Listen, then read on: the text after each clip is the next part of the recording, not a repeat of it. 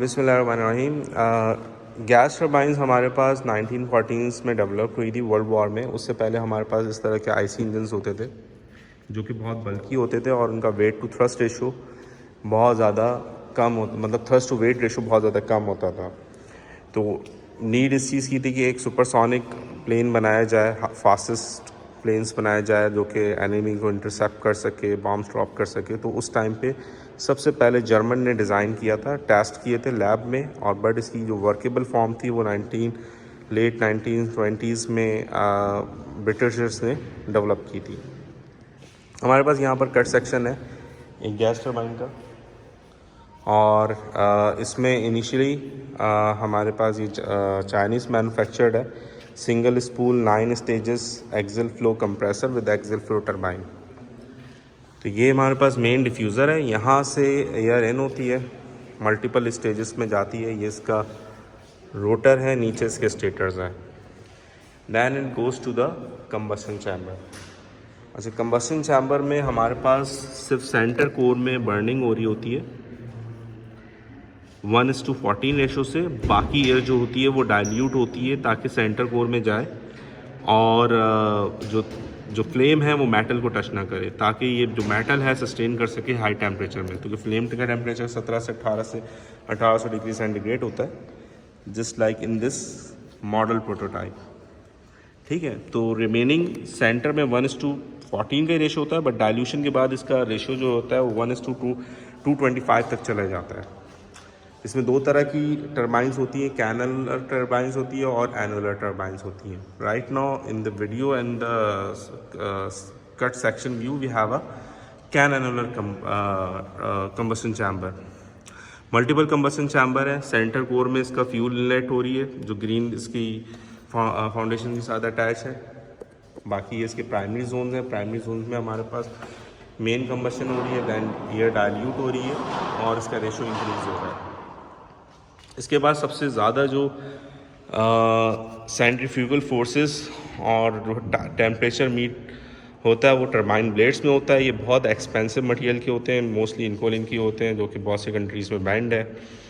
और इसमें इसके कुछ RPM 11,000 RPM है। वैसे जो अब मोस्ट एडवांस्ड जेट इंजन हैं उनके 60, 70, 80 और 1 लाख RPM तक भी होते हैं। तो that's why it has a very high stresses with respect to temperature and with respect to centrifugal forces। उसके बाद आपके पास ये नोज़ल सेक्शन होता है। नोज़ल सेक्शन इसमें अटैच नहीं हुआ हुआ, ये आफ्टर बर्नर्स की जेट फ्यूल है। जैसे आपको पता है कि कंबशन चैम्बर में 100% स्टोइकियोमेट्रिक रेशो पे कंबशन तो स्टोइकियोमेट्रिक रेशो में ही है, बट डाइल्यूशन एयर की वजह से बहुत ज़्यादा इसके अंदर अपॉर्चुनिटी है कंबशन की। तो जैसी जेट फ्यूल इसमें इन होता है we have a high burning. सही है, ऑटोमेटिकली टेम्परेचर हमारे पास एग्जॉस्ट 650 के क्रॉस आ रहा होता है, तो ये खुद ब खुद सेल्फ बर्न हो जाते हैं और उसके बाद नोज़ल जो है उसको उस प्रेशर को वेलोसिटी में कन्वर्ट कर देती है और वो थ्रस्ट प्रोड्यूस करता है इंजन। अच्छा, इसमें पावर टू रेशो इस तरह से होता है कि 60% जो पावर है आपकी टर्बाइन पे ही यूटिलाइज हो जाती है और रिमेनिंग 40% जो है वो थ्रस्ट के लिए इस्तेमाल होती है। ये टर्बोजेट इंजन के अंदर ये फिनोमेना होता है एज़ कम्पेयर टू उसके बाद इसको फ्यूल इकोनॉमिकल बनाने के लिए टर्बोफैन इंजन डेवलप किए गए थे। टर्बोजेट इंजन में प्रॉब्लम ये था कि हमारे पास एग्जॉस्ट में हाई वेलोसिटी थ्रस्ट मिलता था, but with the high temperature, जिसकी वजह से टेम्परेचर एक एनर्जी लॉस है इन्वायरमेंट में और उसको हम यूज़फुली वे में in terms of thrust utilise नहीं कर पाते थे।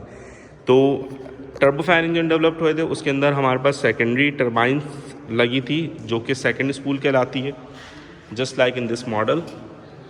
ये सेकेंडरी टर्बाइंस जो हैं ये कनेक्ट हुई भी होती हैं इस फैन के साथ।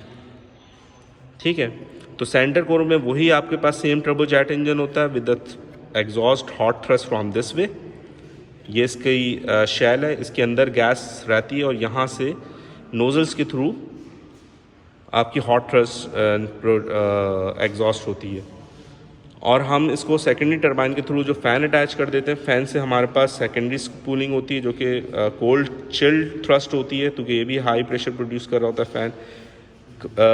कंप्रेसर जितना तो नहीं होता बट इट्स प्रोड्यूसिंग प्रेशर। तो वो सेकंड स्पूल जाता है ये हॉट थ्रस्ट के साथ मीट करता है। इससे फ़ायदा क्या हो जाता है कि पहले हमारे पास 100% हॉट थ्रस्ट थी, 40%, अब 40 में से रिमेनिंग हमने 20, 25, 30% तक जो थी वो शाफ्ट पावर में टरबाइन के थ्रू कोल्ड थ्रस्ट बना लिया। अब कोल्ड थ्रस्ट जो आउट हो रही है वो दो तरह से आपको बेनिफिट प्रोवाइड कर रहा है। एक तो बॉडी टेम्परेचर को वो डिक्रीज़ कर रहा है और उसमें से जो हीट लॉसेस हो रहे थे यहाँ पर वो एब्जॉर्ब कर रहा है और कोल्ड थ्रस्ट का पार्ट बन रहा है। कोल्ड थ्रस्ट में हमें प्रॉब्लम नहीं है क्योंकि वो टेम्परेचर इन्वायरमेंट में लॉस नहीं हो रहा, इस तरह ये फ्यूल इकोनॉमिकल बन जाती है। बट डेफिनेटली इसका डाया बढ़ जाता है तो उसमें लिमिटेशन ये आ जाती है कि जो हाई स्पीड एयरक्राफ्ट इंजन होते हैं, जो मेन फ्यूजलार्ज में इंजन जहाँ पर इंस्टॉल्ड होते हैं फाइटर प्लेन्स में, तो उसमें हम बाईपास ब्लेड या बाईपास एयर जो ब्लीड एयर है या जो कोल्ड थ्रस्ट स्पूलिंग है उसको बहुत ज़्यादा लार्ज नहीं कर पाते। तो cold thrust to hot thrust to cold thrust जो होता है, जो कमर्शियल एयरलाइनर्स होते हैं उसमें बहुत ज़्यादा होता है, कोल्ड थ्रस्ट ज़्यादा होती है, हॉट थ्रस्ट कम होती है, और जबकि फाइटर प्लेन्स में ये चीज़ कम होती है to decrease the dia of a engine. ठीक है, और इसी की एक थर्ड फॉर्म ये है, इसी की एक वीडियो अटैच हम कर देते हैं, ये टर्बोजेट इंजन्स की है। इसी के साथ आपके पास टर्बो फैन इंजन डेवलप्ड हुए हैं कि जिसमें बताया कि हमारे पास ये इस चैनल से हमारे पास हॉट थ्रस्ट पास हो रही है और ऊपर जो फ़ैन ब्लोअर्स हैं उसके थ्रू कोल्ड थ्रस्ट प्रोड्यूस हो रही है। तो हम रिमेनिंग जो 40% थ्रस्ट रह गई थी आफ्टर द कंप्रेसर टरबाइन, हम उसको फर्दर 20 to 25% यूटिलाइज़ कर देते हैं फ़ैन के लिए। ठीक है, अच्छा, इसी की थर्ड पार्ट है हमारे पास turbo prop engine. Turbo prop engine is also a turbojet engine, जिस द डिफरेंस इज़ दैट कि वहाँ पर हम फ़ैन के बजाय इसको एक गियर मैकेनिज्म के थ्रू लार्ज प्रोपेलर के साथ अटैच कर देते हैं, जो कि कार्गो प्लेन्स वगैरह में यूटिलाइज होता है। इकोनॉमिकल, लो altitude, high wait carrying capability होती है इसकी। ठीक है, इसी तरह हमारे पास हॉबीज एयरक्राफ्ट या छोटे ड्रोन्स में जो इंजन्स होते हैं उसके अंदर एक्सियल कंप्रेसर नहीं होते, सेंट्रीफ्यूगल कंप्रेसर होता है to reduce the weight and size of the turbojet engine, turbine engines you can say. तो ये सेंट्रीफ्यूगल कंप्रेसर होते हैं और इसी तरह रेडियल टरबाइन या एक्सियल फ्लो रेडियल टरबाइंस इसमें अटैच हुए हुए होते हैं। ठीक है, अगर अच्छा इसकी स्पेक्स में बात की जाए तो इसका आरपीएम तो 11,150 आरपीएम है, but it's total operating life only about 1050 hours. उसके बाद ये इसकी लाइफ कम्प्लीटली ख़त्म नहीं होती, but due to the very high factor of safety इसको ग्राउंड कर दिया जाता है। Once it ground it is not useless because it's a very expensive machine. इसको हम ग्राउंड बेस्ड पावर जनरेशन के लिए इस्तेमाल कर लेते हैं। तो जो रिमेनिंग 40 थ्रस्ट आपकी होती है उसके आगे एक और वर्किंग टरबाइन अटैच कर देते हैं जो कि एक ऑल्टरनेटर के साथ अटैच हो जाता है। और इसको आप कंपेयर कर सकते हैं कि एक जो बोइंग 747 का इंजन है GEC60, वो 30 मेगावाट प्रोड्यूस करता है सिंगल इंजन।